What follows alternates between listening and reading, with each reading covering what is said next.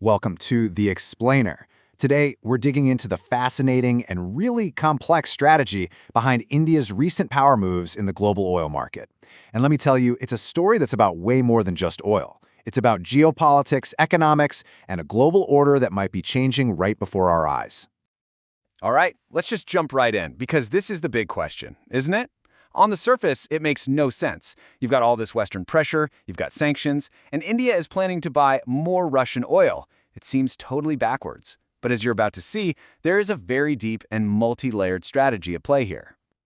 So what's really driving all this? Well, it boils down to two huge factors that basically crashed into each other and created this perfect storm. It all started with a big problem for Russia that turned into an absolutely irresistible opportunity for India. And this, right here, this slide really captures the whole dynamic perfectly. One country's massive headache becomes another's golden ticket. Let's break down exactly what that means, starting with Russia's side of the equation. So first off, Russia has a huge supply issue. Its oil refineries have been hit, and hit hard, by Ukrainian attacks. This has crippled their ability to make and sell the really profitable stuff, like gasoline and diesel.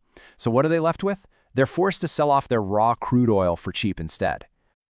Now, let's talk about the price. To try and squeeze Russia's income, the EU had put a price cap on its oil. Originally, that was set at $60 a barrel, which, by the way, was already a pretty hefty discount compared to what everyone else was paying on the global market. But then, that cap got slashed way down. As of September 2nd, the price plummeted to under $48 a barrel. So this move, which was meant to hurt Russia even more, had an unintended side effect. It made their crude oil an absolute can't-miss bargain for anyone willing to buy it. And you better believe, India was willing. Okay, but here's the thing. This isn't just about India getting a great deal on energy to power its economy. No, this move is a very deliberate, very calculated geopolitical statement. It's a power play. And look, this isn't just our take on it. Even American analysts are framing it this way. They're not seeing a simple trade deal. They're seeing this as a massive signal that the global power dynamics we've gotten used to, yeah, they're shifting. So what India is really doing here is planting a flag. It's asserting its own strategic independence. It's basically sending a message that says, look, we'll work with our partners, but at the end of the day, we're going to do what's best for us. And that single decision is now sending huge waves across the entire global economy.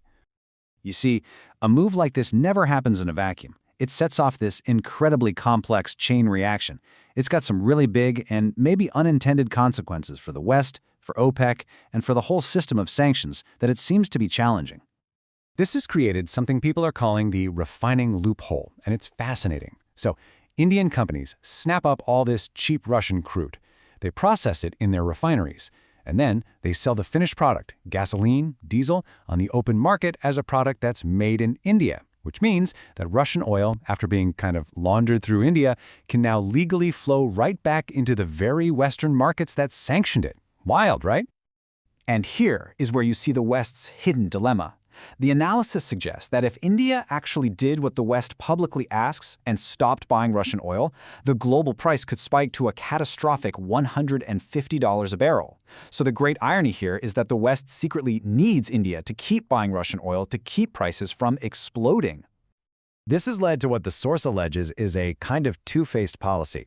Publicly, the U.S. might wag a finger at India, but behind the scenes, there are supposedly these private messages saying, hey, whatever you do, please don't stop buying, because they know it would cause a global shockwave. It's just a perfect example of how tangled up our economies really are. And while all that's going on, you've got OPEC, the big oil cartel, getting squeezed. They just can't compete with the rock-bottom prices for Russian oil.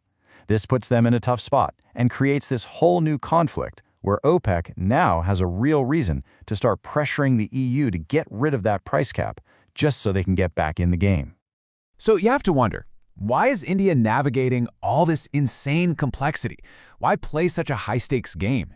Well, according to the analysis, it's because they're not just thinking about today. They're playing the long game to secure their economic future.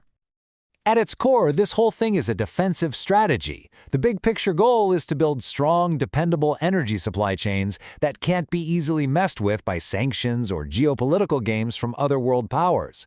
It's all about insulating India's economy from whatever shocks might be coming down the road. And a huge piece of that long-term puzzle is building brand new infrastructure. The US wasn't keen on a major trade route through Iran, so what did India do? It pivoted. It started developing this Vladivostok-to-Chennai shipping lane, an eastern sea route that's seen as a much more secure and stable way to get the energy it needs for the future. When you step back and look at this whole situation, it forces you to ask a much bigger question. It shows how a tool like sanctions, which is designed to be this precise economic weapon, can set off a chain reaction of loopholes, unexpected alliances, and hidden dependencies that nobody saw coming. And it really leaves you wondering, in a world as connected as ours, is it even possible anymore to predict the true consequences of economic warfare?